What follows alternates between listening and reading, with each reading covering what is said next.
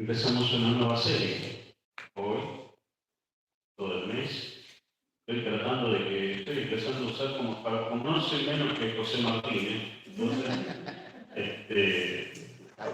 pobre José, bueno, hubo un viaje ahí a Paraguay y aprovechamos, compramos una tablet y entonces estoy empezando a usarla para dejar de usar los papelitos que estaban donde escribía. Y bueno, empezamos una nueva serie, les decía. En este mes, vamos a empezar una serie sobre principios para la vida, le puse el título. Principios que son generales, universales, que se aplican para todas las cosas. Y en ese sentido, hay algunos versículos que están justamente en Corintios, en 1 y 2 Corintios, donde Pablo está hablando a los creyentes ahí para ayudarles, para corregirles, para guiarles en cómo tenían que pensar, y porque la manera de pensar te va a ayudar a la manera de actuar, ¿no? Entonces, vamos a tomar este domingo, el próximo tenemos Cena del Señor, y los otros dos, que vamos a tener la visita de Darío, uno de ellos, Darío del Rincón, vamos a estar viendo estos tipos de principios que te pueden ayudar, principios que te pueden servir para toda la vida, para todo momento, no es algo que vos decís, bueno, ahora, porque son principios universales, son principios. Entonces, vamos a abrir nuestras Biblias en 1 Corintios capítulo 6, versículo 12, y voy a leer, y esta vez voy a leer yo porque voy a leer de la Nueva Versión Internacional. Me pareció que está bastante más claro ahí. Y voy a leer estos versículos y vamos a meditar un poco en ellos. Dice la palabra de Dios, 1 Corintios 6:12, todo me está permitido, pero no todo es para mi bien. Todo me está permitido, pero no dejaré que nada me domine. Los alimentos son para el estómago y el estómago para los alimentos. Así es. Y Dios los destruirá a ambos. Pero el cuerpo no es para la inmoralidad sexual, sino para el Señor. Y el Señor para el cuerpo. Con su poder Dios resucitó al Señor y nos resucitará también a nosotros. ¿No saben que sus cuerpos son miembros de Cristo mismo? ¿Tomaré acaso a los miembros de Cristo para unirlos a una prostituta? Jamás. ¿No saben que el que se une a una prostituta se hace un solo cuerpo con ella? Pues la Escritura dice, los dos llegarán a ser un solo cuerpo. Pero el que se une al Señor se hace uno con Él en espíritu. Huyan de la inmoralidad sexual. Todos los demás pecados que una persona comete quedan fuera de su cuerpo, pero el que comete inmoralidades sexuales peca contra su propio cuerpo. ¿Acaso no saben que su cuerpo es templo del Espíritu Santo, quien está en ustedes y al que han recibido de parte de Dios? Ustedes no son sus propios dueños, fueron comprados por un precio. Por tanto, honren con su cuerpo a Dios. Y ahí tenemos la lectura de la palabra de Dios, ¿no? Y bien, en primer lugar, en el versículo 12 tenemos la declaración del principio, ¿no? Algunos autores dicen que eso era un lema dentro de los corintios. Los corintios eran una iglesia bastante particular, ¿no? Una iglesia bastante particular. Si uno se pone a leer 1 Corintios, se da cuenta de lo particular que eran, cómo se creían, gente superada, ese tipo de cuestiones. Tenían muchos dones espectaculares, dones milagrosos, pero llegaron un momento de despreciar a Pablo, decir que Pablo era muy burdo para ellos, su manera de hablar, su manera de escribir. Y entonces Pablo tiene que escribir 2 Corintios, donde más o menos tiene que ponerle los puntos sobre las sillas, ¿no?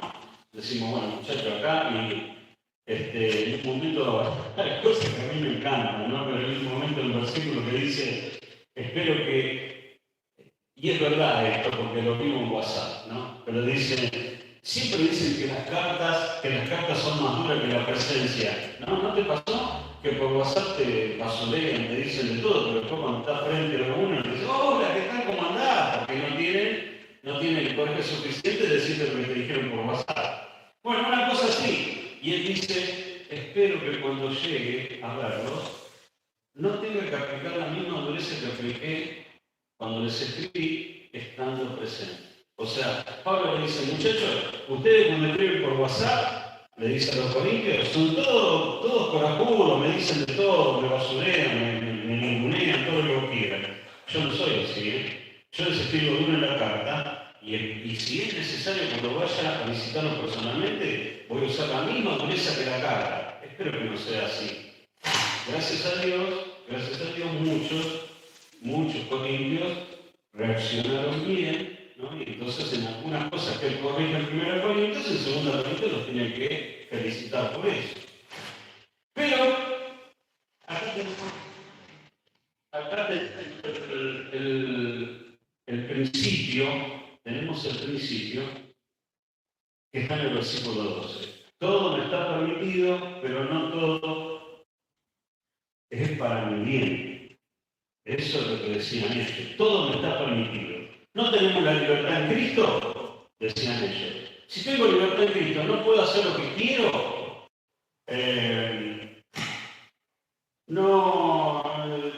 No tengo libertad,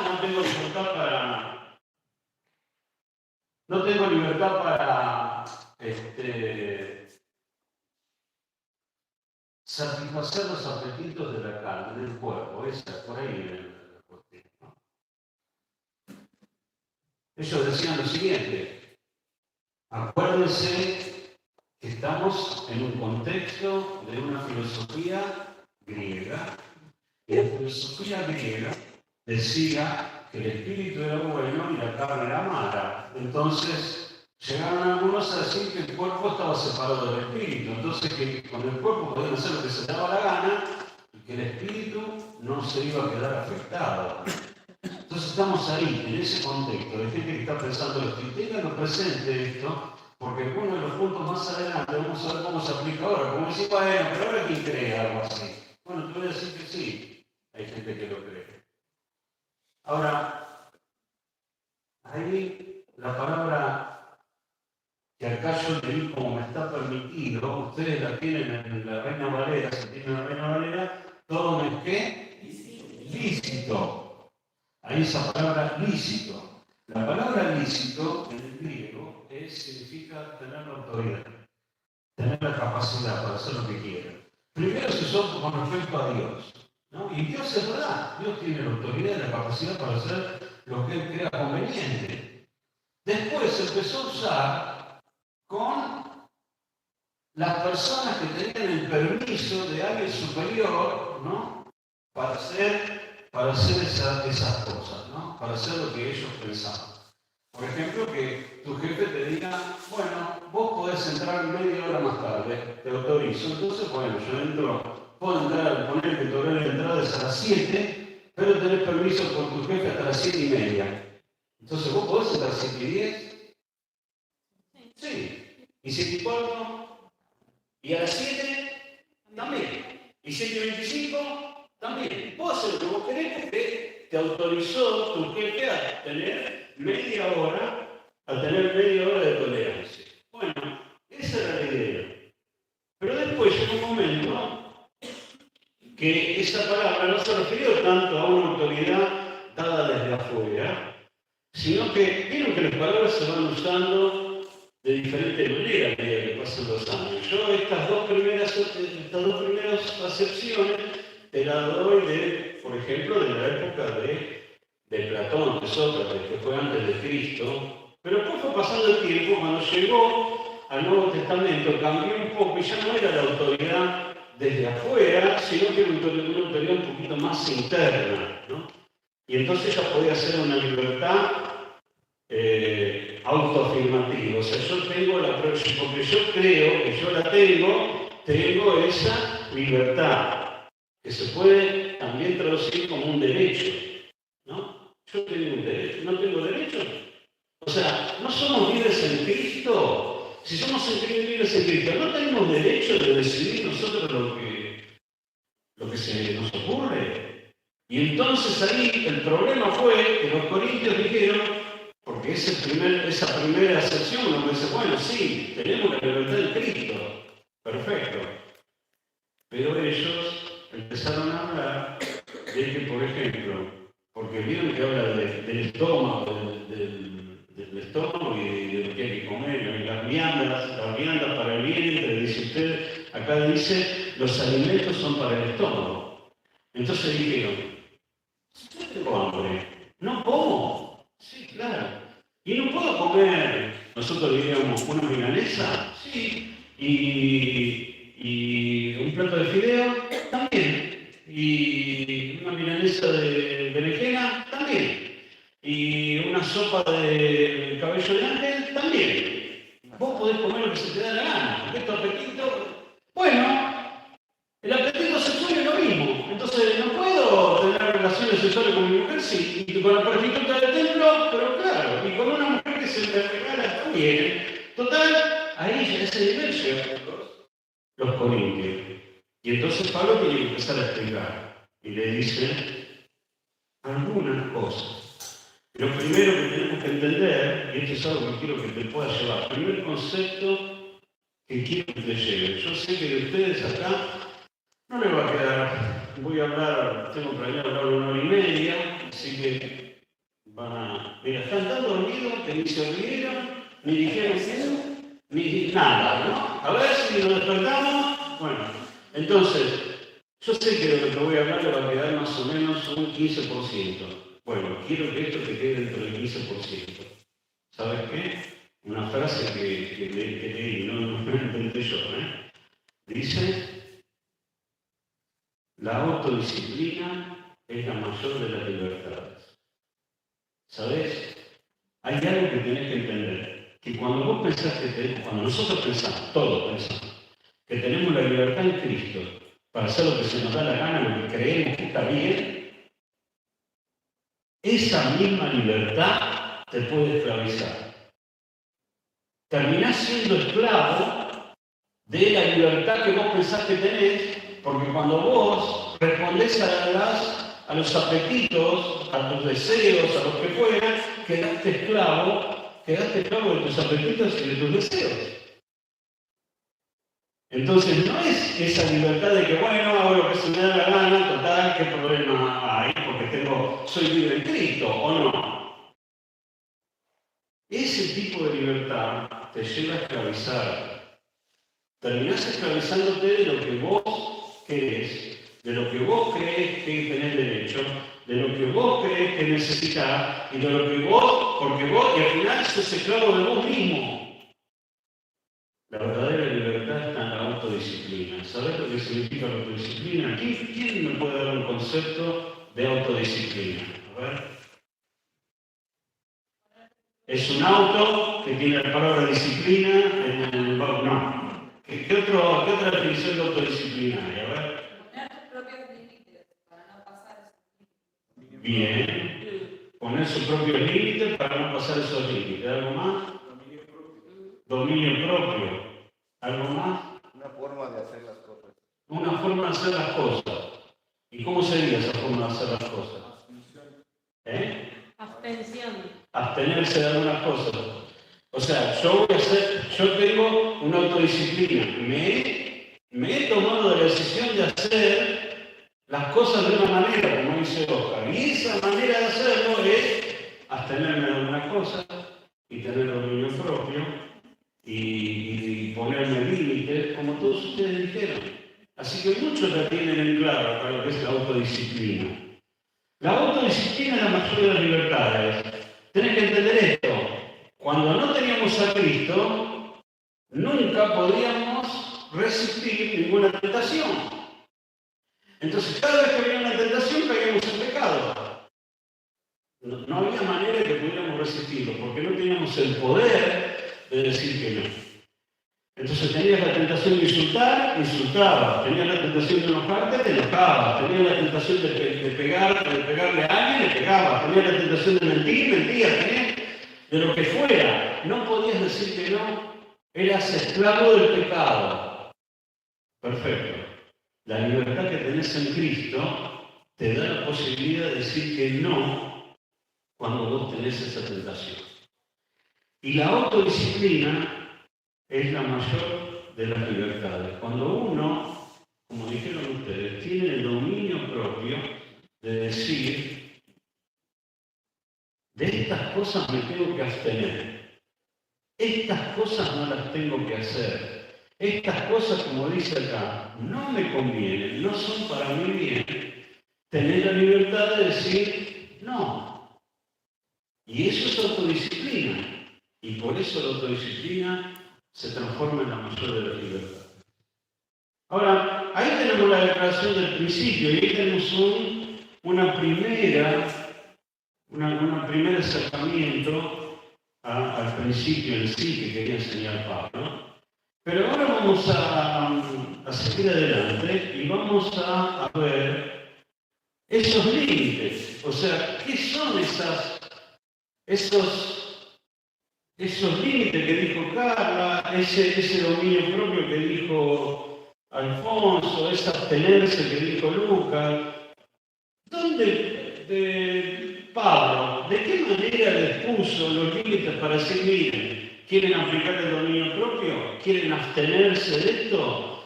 Fíjense en las cosas que se tienen que detener. Y ahí tenemos, desde el mismo versículo 12, algunas cuestiones. En primer lugar, en la primera parte del versículo, dice que no te debiliten. Tienen que ser las cosas que tienen que estar dentro de ese límite, las cosas que no puedes hacer, tienen que ser las cosas que no te debilitan, ¿no? Por eso dice, todo me es lícito, pero no todo me conviene, ¿no? Y yo tengo, todo me es lícito, pero no todo es para mi bien. La palabra no conviene se puede definir como no es lo mejor, no es lo útil, no es provechoso. Y vamos a leer un versículo que creo que está ahí, 1 Corintios 10, 32 y 33. ¿Alguien lo tiene? Lo puede leer. 1 Corintios 10, 32 y 33. No hagan tropezar a nadie, ni a judíos, ni a gentiles, ni a la iglesia de Dios. Hagan como yo, que procuro agradar a todos en todo. No busco mis propios intereses, sino los de los demás, para que sean salvos. Bien, ahí estamos en la nueva versión internacional, ¿no? ¿Qué claro esto? Es más claro, me parece que es más claro que la Valera. Qué claro que es. Y fíjate que él se pone como ejemplo, justamente también, igual que en 1 Corintios 6:12, ¿no? Dice, todo me es lícito, ¿no? O todo me está permitido, pero no todo es para mi bien, todo me está permitido, pero no dejaré que nada me domine. Habla en primera persona, ¿sabes para qué? Para mostrarse como ejemplo y para poder orientar a los corintios en cómo él pensaba acerca de este principio de la libertad cristiana. La libertad cristiana no es libertinaje. La libertad cristiana no es, tengo la libertad de hacer lo que quiero, entonces hago lo que se me da la gana. No es que hacer lo que se te da la gana.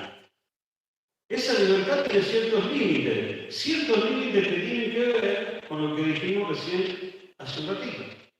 Tiene que ver con la autodisciplina, tiene que ver con el dominio propio, tiene que ver con que uno tiene que empezar a entender que hay cosas que nos van a debilitar, en este caso, ¿no?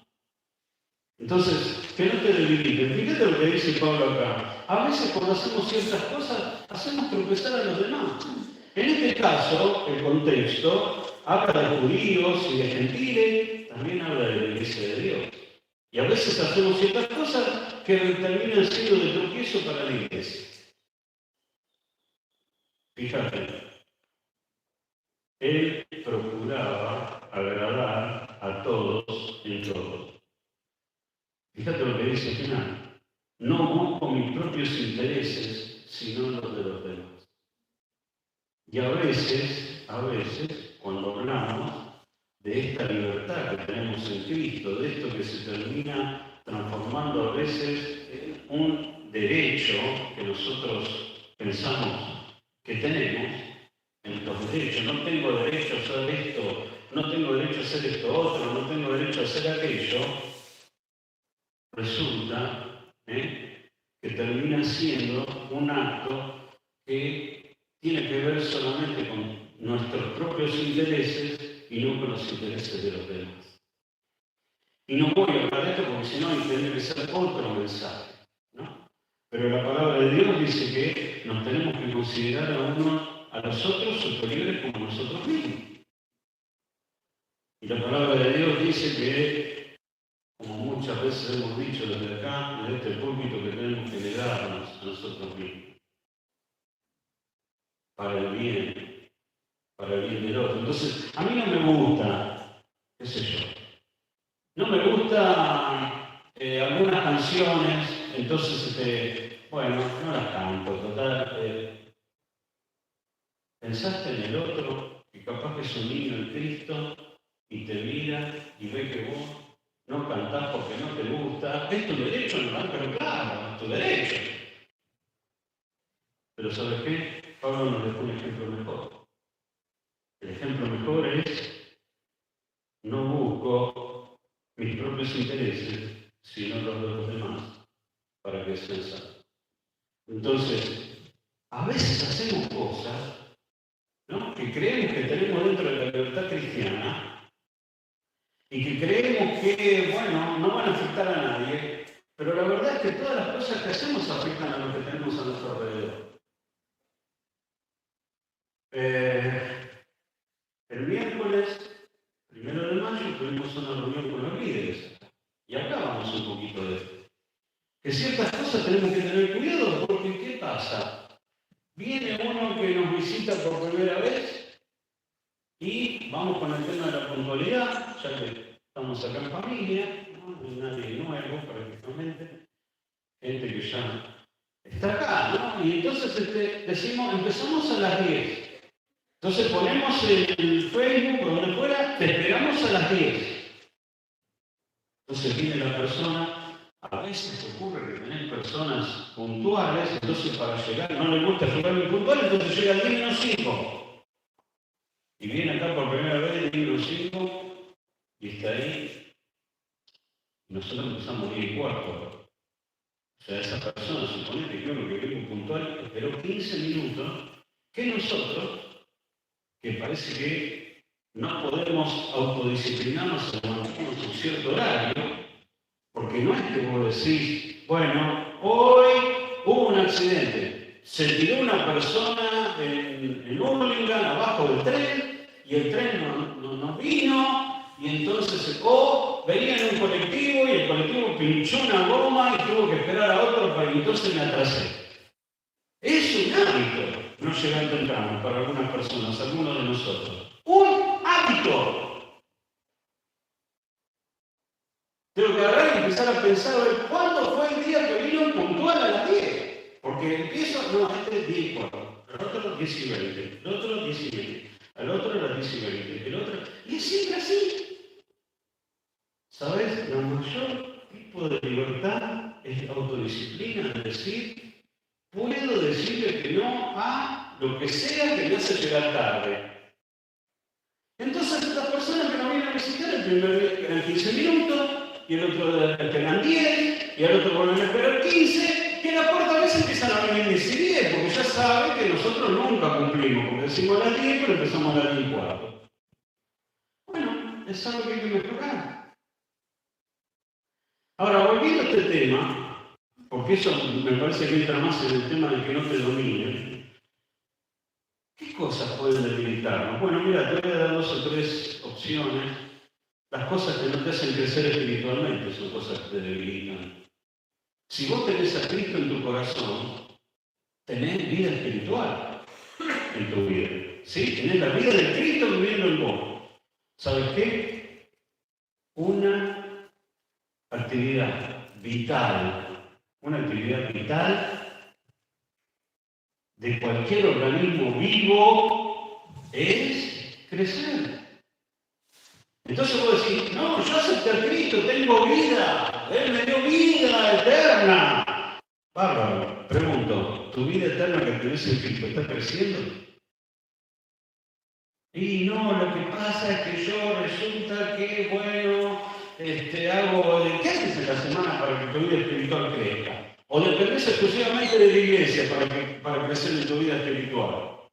Si dependés solamente de la iglesia, te voy a decir, no te voy a faltar ni un domingo.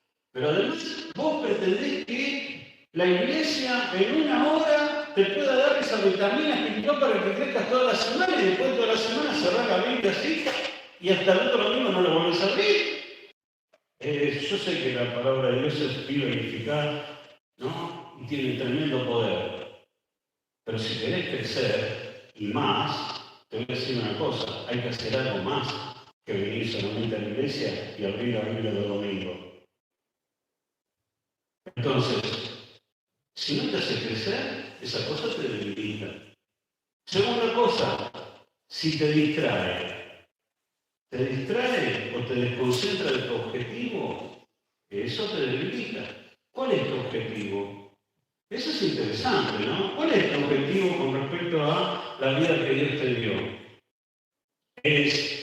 Bueno, estoy acá, vengo porque tengo que venir, vengo porque Dios me dio la vida, vengo porque, si no, Claudio, a los 2 domingos que no viene, Claudio empieza, ¿por qué no viniste? ¿Por qué no viniste? ¿Por qué no viniste?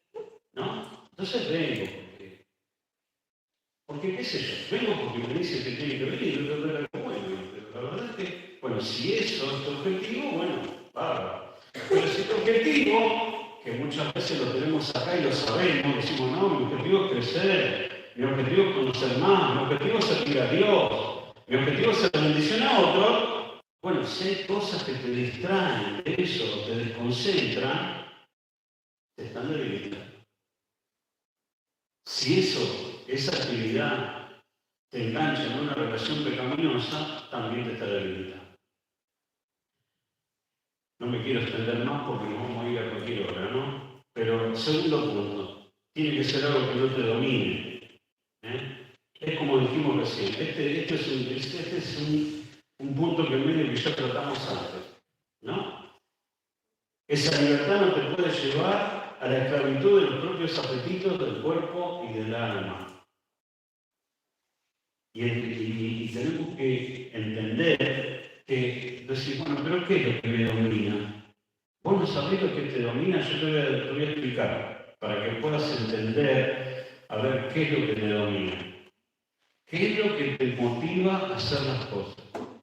¿Qué es lo que te empuja a hacer las cosas que haces? Eso es lo que te domina. A algunos quizás les motivará el vivir durmiendo. Entonces, en vez de leer la palabra de Dios, en vez de venir a la iglesia, me tiro a dormir. Esa es tu motivación. Eso es lo que te domina. Porque en cualquier momento que des el tiempo libre, al sobre. ¿No? Si te domina el fútbol, entonces vas a estar mirando el fútbol. Tenés que ir al club híbrico. No, pero juega en la Copa Argentina Juventud Unida de San Luis con Independiente. Vamos a ver Juventud Unida de San Luis con Independiente. Tenés que ir el domingo a la mañana a la iglesia. No, pero el fútbol europeo el domingo. Entonces juegan los españoles a las 10 de la mañana y yo soy hincha de Barcelona, entonces voy a ver el Barcelona. Bueno, eso te domina. Es lo que te domina. ¿Sabes? A veces hay cosas, esto ustedes lo van a entender muy pocos acá porque son los que tienen mi edad. Pero algunos que quizás estuvieron en la escuela secundaria lo vieron alguna vez porque los profesores somos de usar mucho esta canción, ¿no? Pero esta canción a veces quizás inconscientemente se nos mete algo en la idea, se se lo mete en la mente una idea que realmente no es real. Y es la canción de Nino Bravo, Libre, ¿no? Entonces, ¿viste? Carlos dice que sí, porque la conoce. Nino Bravo, cuando cantaba Libre, eso soy libre. ¿Por qué libre? ¿No? Para empezar, al tipo lo liquidaron de 3-4 tiros, ¿no? Eso después te cuento la historia, si no cuando termine el arroyo, te cuento la historia de la canción Libre. Pero uno piensa que podemos cantar por la vida diciendo soy libre, puedo volar, hacer lo que quiera como los pájaros. Como los pájaros. Ahí es donde te quiero enganchar. Los pájaros son realmente libres. Sí, como que no, mirá, se despierta cuando quiere, come lo que se le da la gana, anda caminando por ahí. Bueno, sabe que lo metas en una jaula, pero suponete que no lo metas en una jaula. Cualquier pajarito que lo salimos por ahí y tenemos un gorrioncito, es libre ese gorrioncito. Las golondrinas son libres, las golondrinas para hacer lo que quieran, qué sé yo qué. Te voy a mostrar la foto de un tipo que Roger se llama Roger Peterson. Ahí está, Roger Peterson. Mirá el viejito. Este hombre era un estudioso de los pájaros.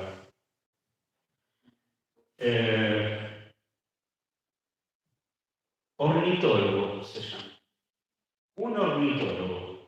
No uno que el médico que ese es otro.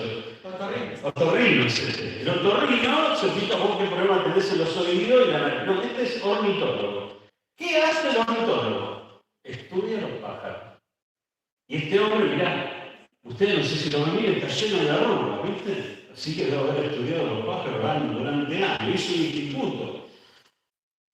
Anótatelo y googlealo para que vean que no. Googlealo. Dice Instituto de los Pájaros, Instituto Peterson, que dice lo que el tipo tiene un instituto, página web, todo. Y él estudió. Y él dijo, cuando era joven, yo pensaba que los pájaros tenían la libertad de hacer lo que se les diera la gana. Pero me puse a estudiar, y él llegó a esta conclusión. Dice, los pájaros están sometidos a todo tipo de leyes naturales. Por ejemplo, las golondrinas. Las golondrinas no vuelan del sur al norte como se les da la gana. Tienen una fecha para volar. Hacen siempre la misma ruta. No es que dicen, tenemos que ir a Argentina, pero este año, como tengo la libertad, agarro y me voy por Rusia, paso por Irán, vengo por África, cruzo el Atlántico y vengo por. No, vienen directamente desde Canadá. Siempre por la misma ruta. No tienen la libertad. Hacen lo que está determinado por una ley natural. En una fecha, en una ruta, y ¿sabes qué? Muchos pájaros usan el mismo nido. ¿Sabés? Cuando fuimos al sur, hace más o menos 10 años atrás, con el negrito, el negrito nos llevó y entonces fuimos a ver a las colonias de los pingüinos. Sí, hay colonias. ¿Cuántos hay acá de pingüinos? 500.000 pingüinos, ¿no sabes? El pingüino por donde vos veas, el pingüino te caminan por acá, los pingüinos te miran. ¿Y sabes lo que te dicen los guías? Que los pingüinos vuelven, o sea, van hasta Brasil más o menos, cuando vuelven a poner su huevo y su cría, qué sé yo, vuelven al mismo nido que habían dejado en la temporada anterior. Los pingüinos, aunque vos pensarías que es imposible, yo para mí también, yo cuando lo escuché que no puede ser, tienen siempre la misma pareja. ¿Cómo? Sí, no sé cómo se identificará. Están sometidos a todo tipo de leyes naturales. ¿Sabes qué? Y nosotros creemos que Dios nos dio la libertad en Cristo para ser libres como los pájaros, como decía Nino Bravo, ¿no? Libre, ahora puedo al fin volar, soy libre en Cristo. Puedo. Si los pájaros tienen leyes naturales que lo dominan, nosotros también tenemos leyes que nos autolimitan en esa libertad que tenemos en Cristo. Tercer límite, que no te desunan. Y ahí habrá todo, del 13 al 17, es un texto un poquito más largo y hay muchísimo para hablar ahí, por eso no me quiero detener mucho ahí. Pero ¿sabes qué? Acordate que al principio del mensaje que los corintios pensaban que podían hacer con los apetitos de su cuerpo lo que querían. Entonces no estaba mantener relaciones sexuales con las prostitutas. No era porque prostitutas, eran las prostitutas del templo. ¿Por qué? Porque en Corinto había un templo donde ese dios, esa diosa, les exigía a las mujeres hacerse prostitutas para el servicio. O sea, ¿cómo servías a esa diosa? Siendo haciéndote prostituta. ¿Y sabes qué? En algunos libros que leí, hasta era bien visto. Como diciendo, fui a servir a mi Dios, fui a visitar a una prostituta. Vos decís, bueno, claro, ahora no, qué bueno, pero en esa época era bien visto, hasta era bien visto. ¿Qué estuviste haciendo? Estuve sirviendo a Dios. ¿Y qué hiciste? Fui a visitar a una prostituta al templo. No, los corintios. Entonces aceptan a Cristo y empiezan a decir, bueno, ¿qué problema hay? ¿No comemos cuando tenemos hambre? Sí, bueno, cuando tenemos deseos sexuales, vamos y nos acostamos con una prostituta del templo. ¿Qué hay en el dinero? Y aquí Pablo es cuando tiene que volver a escribir. Ahora, más allá de esto, tenés que entender esto. Y esto para los solteros, también para los casados, cuando tenemos la tentación de una infidelidad. Cuando vos tenés una relación sexual, te unís a esa persona. Los dos son uno. No hay solamente una unidad física, hay una unidad espiritual, hay una unidad emocional. Vos sos uno con esa persona. Por eso el pecado de infidelidad es tan grave. Porque vos, habiendo hecho uno con una persona, resulta que terminás haciéndote una después con otra persona. Te haces uno con esa persona en una unión, que es mucho más fuerte que solamente el contacto físico. Claro, más bien que en la escuela te van a decir otra cosa. Que te van a decir, bueno, hacer cualquier cosa el fin de semana, no hay problema, está todo bien. No es eso. Y te dejo un arbolito. Al otro capítulo habla de los matrimonios. ¿Y sabes qué habla? Dice que el hombre no tiene derecho a su propio cuerpo, y la palabra derecho es muy parecida a la que hablamos recién, a es lícito. No es lícito, ¿no? tener derecho sobre su propio cuerpo, y la mujer tampoco tiene derecho sobre su propio cuerpo. Esto no significa que el otro pueda hacer lo que quiera con tu cuerpo, pero sí significa que vos tenés que rendirte de tu derecho a las necesidades de tu cónyuge. Cierro. Eso podemos charlar en alguna reunión de matrimonio. Pero Pablo lo lleva un poco más y dice, cuando vos no tenés límite acerca de la libertad en Cristo, y sexual, peor, ¿no? Resulta que no te estás dando cuenta que sos uno con Cristo. ¿Aceptamos a Cristo como Salvador y Él vive en nuestras vidas? ¿Aceptaste a Cristo como Salvador, sinceramente? Bueno, ahora sos uno con Cristo. Somos uno con Cristo. Y lo digo para mí también, no se lo digo solamente a ustedes, lo digo para mí también. Somos uno en Cristo, somos su cuerpo. Dice acá, versículo 15, ¿no sabéis que sus cuerpos son miembros de Cristo mismo? Somos uno en Él. Entonces lo que hacemos, Cristo también está presente porque somos uno en Él. Por eso, como somos uno en Él, dice, el cuerpo es para el Señor. El que se une al Señor se une en el Espíritu. Está bien, no nos unimos físicamente porque Dios es Espíritu, ¿no? Dios Padre es Espíritu. Pero cuando vos tenés a Cristo en tu corazón, si realmente un día lo aceptaste como Salvador, no si crees en Él intelectualmente, todos creemos, los demonios también creen y tiemblan. ¿Crees en San Martín? Yo también creo en San Martín. Eso es creencia intelectual. Porque hay un montón de gente que encontrar que dice, yo creo en Dios, yo creo en Dios. Sí, crees en Dios también, sí, yo. ¿Crees en Abraham Lincoln? Y yo también. ¿Abraham Lincoln te cambió la vida?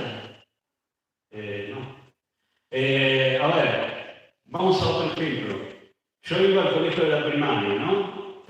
grado, está en segundo grado, en tercer grado entra mi conciencia, y un día me dice que San Martín cruzó los Andes. ¿Crees que San Martín cruzó los Andes, Claudio? Claro que creo, sí, me lo enseñaron en la primaria. ¿Cambió tu vida? ¿Fue tu mejor Claudio cuando creíste que San Martín cruzó los Andes? Seguí siendo el mismo Claudio de siempre. Eso es creencia intelectual. Ahora, si vos crees realmente con tu corazón y tenés fe, esa fe cambia la vida. Entonces, si tu vida sigue exactamente igual después de que decís que aceptaste a Cristo como Salvador, te voy a decir que hay algo ahí que no cierra. Porque la fe verdadera cambia a la persona. Si no hay cambio, uno tiene que empezar a dudar de que la fe que tiene es una fe verdadera. Ahora bueno,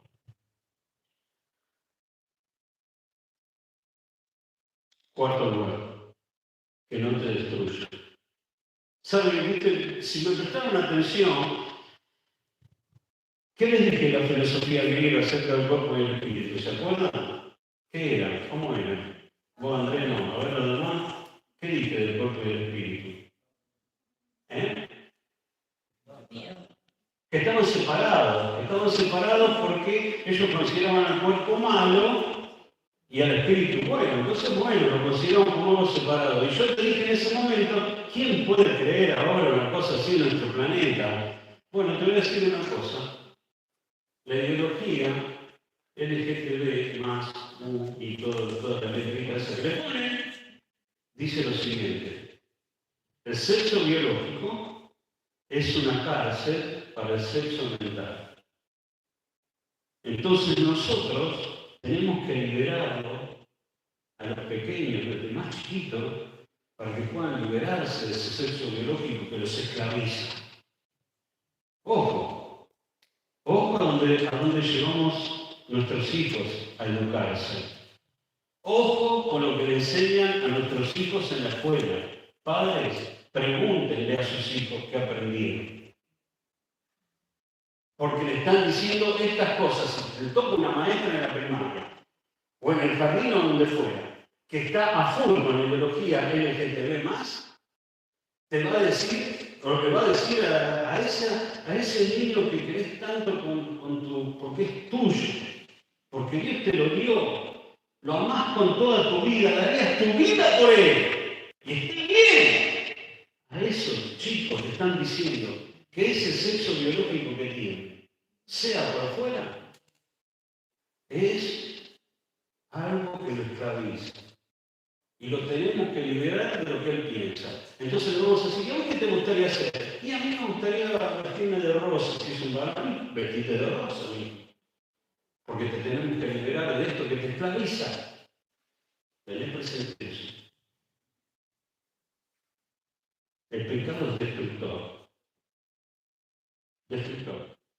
Lo he visto en mi vida y lo he visto en la vida de un montón de gente más. Destruye tu comunión con Dios porque la corta. Tu comunión con Dios, dije, no la comunión de Dios con vos. Tu comunión con Dios, vos te sentís mal. Si realmente tenés el Espíritu Santo en tu vida y pecaste, el Espíritu Santo te va a sentir mal. Ahora, si pecás tranquilamente y seguís y no te importó nada, ¿está el Espíritu Santo en tu vida? Pero te lo dejo ahí. Evaluate a vos mismo. Cada vez que pequé, lo único que me trajo fue tristeza, vergüenza.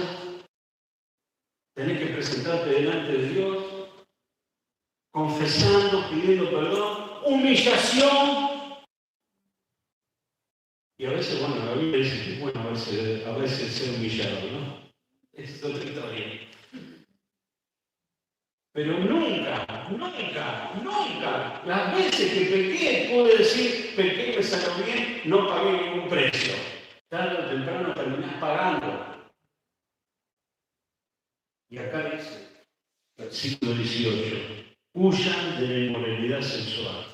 Todos los demás pecados que una persona comete queda fuera del cuerpo, pero el que comete inmoralidad sexual contra su propio cuerpo de Cristo. ¿Saben lo bueno? Lo bueno es que Cristo murió por todos esos pecados. Y como hijos de Dios podemos ir a sus pies y confesar y pedir el perdón y humillarnos delante de Él y Él nos va a perdonar. Y lo bueno, ¿sabes qué es? Que te da una nueva oportunidad y podés empezar de vuelta. Ese es nuestro Dios. Qué tremenda bendición de saber que tenemos un sacerdote, dice la palabra de Dios, que nos comprende, nos entiende, porque Él vivió entre nosotros, fue uno más, tuvo sed como tuvimos nosotros, lloró como lloramos nosotros. Él entiende nuestra debilidad. La palabra de Dios dice que Él sabe que somos polvo. Lo que te quiero decir es, no te lamentes por lo que pecaste, empezá a cuidarte en el futuro. Porque no pienses que el engaño del mundo de decir vas a pecar y no va a pasar nada, eso es verdad. No es verdad, no te engañes. No te engañes, no te dejes engañar por el mundo y no te engañes a vos mismo. El pecado tiene consecuencias. Ahora vas a decir, sí, pero yo no me lo dice, ya pequé. Dios te perdona si vas a sus pies a pedirle perdón. Empezar de vuelta. Es como que Dios te da una hoja nueva. No tengo una ilustración, ahora no lo voy a decir, lo sé muchas veces. A veces nuestra vida es como nos dan una hoja en blanco y hacemos un garabato. Y no sirve de nada. ¿Sabes lo que hace Dios? Agarra esa hoja. Toma, tenés una hoja nueva en blanco, empezás a escribir de vuelta. Y dice la palabra de Dios que Él olvida de tal manera que lo echa al fondo del mar. Y lo echa al fondo del mar donde nadie lo puede volver a rescatar. Nadie tiene el derecho de ponerte, de llevarte en cara, de decirte en cara los errores que cometiste, si vos lo confesaste delante de Dios y lo perdonaste. Nadie tiene derecho.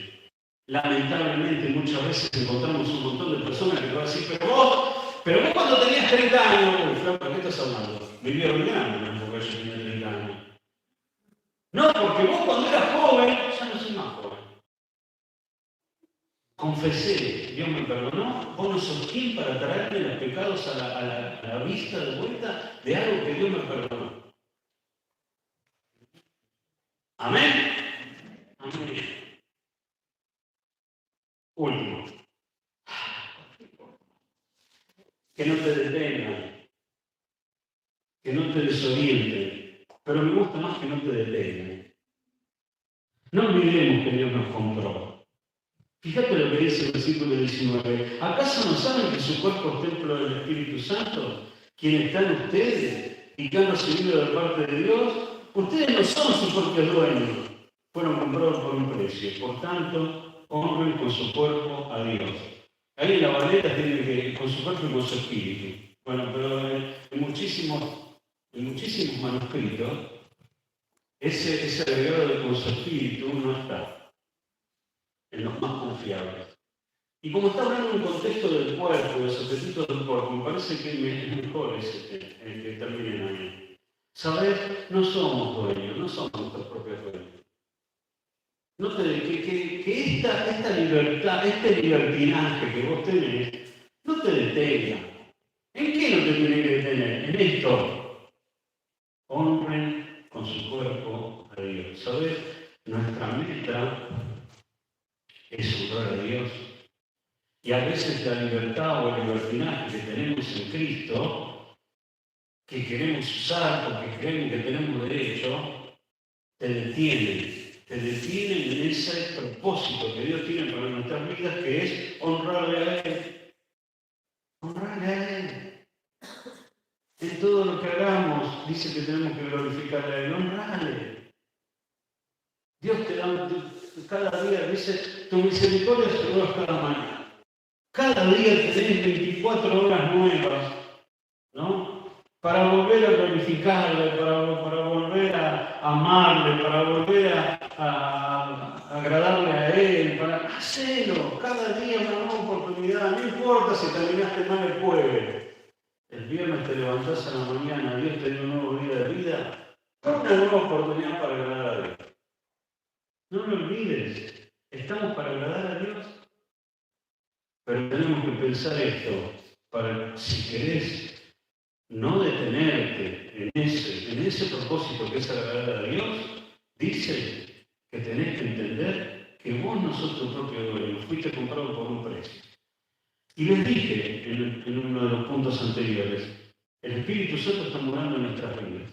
Te pusiste a pensar, y esto, ojo, de vuelta, no piense que yo lo inventé. Se lo escucharon Fanny el jueves en el otro enfoque, pero también a don Fanny se lo vengo escuchando hace varias veces ya. O sea que es algo que él le ha impactado en su vida y realmente te impacta cuando lo escuchas. Y es, el Espíritu Santo mora en nosotros. Nos damos cuenta, todo yo primero, nos damos cuenta que cuando pecamos, estamos haciendo que el Espíritu Santo que mora en nosotros tenga contacto con ese pecado que estamos haciendo. Si fuéramos conscientes, todos nosotros, yo también, si fuéramos conscientes de que el Espíritu Santo está en nuestras vidas, ¿pecarías de la misma manera que pecarías? ¿Que te estás pecando? En tus pensamientos, en tus actitudes, en tus palabras. ¿Serías tan egoísta sabiendo que el Espíritu Santo está en vos, en mí? ¿Yo sería tan egoísta? ¿Yo sería tan cabezadura? ¿Yo sería tan terco? ¿Yo sería tan mal pensado? Te digo que lamentablemente a veces vas a encontrar personas que en la vida, personas en la vida que tienen cierta influencia sobre vos y te dicen ciertas cosas que son destructivas, por más que sean verdad muchas veces. No tenemos que pensar esas cosas, pero nos han quedado esas cosas clavadas acá y uno cada vez que la piensa, actúa y reacciona de esa manera porque esta persona te lo dijo. Es terrible lo que decimos, a veces no nos damos cuenta. Pero pensá, cada vez que pecamos, el Espíritu Santo que está en vos está soportando estar en contacto con ese pecado. Tremendo. No te detengas, ¿sabes? No te detengas en tratar de honrar a Dios. Recordá que vos no sos dueño, sino que Él te compró. ¿Sabes? En 1844, este señor, este viejito, se llama Horacio Hastings. Horacio Hastings fue una isla, mira, me olvidé, lo voy a poner en el mapa para que lo encuentren. Pero los que conocen un poquito de rugby lo van a enganchar. Hastings fue a las Islas Fiji. Las Islas Fiji son unas islitas que están cerca de Australia, por ahí. En 1844 fue ahí. Él era adventista. Fue a visitar, fue a predicar el Evangelio. En esa época podías comprar un fijiano. Podías comprar un fijiano por $7 o una escopeta. $7. Y después de que lo compraste por $7, podías hacer lo que querías con el fijiano. O sea, si le querías pegar un tiro, lo querías matar de hambre, le querías dar de látigo, no había problema. 30 años después, no podías comprar un fijiano ni por $7 millones. ¿Qué pasó? ¿Sabés lo que pasó? La diferencia entre 1844 y 1874, 30 años después, fueron 1.200 capillas cristianas que se le enseñaron a los fijianos que habían sido comprados, no con cosas corruptibles, como oro y plata, sino por la muerte de Cristo. Y ellos abolieron la venta y la compra de personas. porque vino Cristo, cambió su vida, cambió su cosmovisión, se empezaron a ver de una manera diferente a las personas. Las personas no tenían un valor de $7. No tenían valor. Ni por $7 millones podía comprar un cristiano ahora. ¿Sabes por qué? Porque habían entendido que Cristo los había comprado con su sangre en la cruz. ¿Sabes qué bueno sería que cada uno de nosotros entendamos de que ya no somos dueños de nosotros mismos para hacer lo que creemos que tenemos que hacer, sino que entendamos que fuimos comprados por la sangre de Cristo, una sangre preciosa que puede derramar en la cruz, que te limpia de todo pecado, te da una nueva vida, pero también te da un dueño nuevo que te ama. Vamos a orar y vamos a terminar.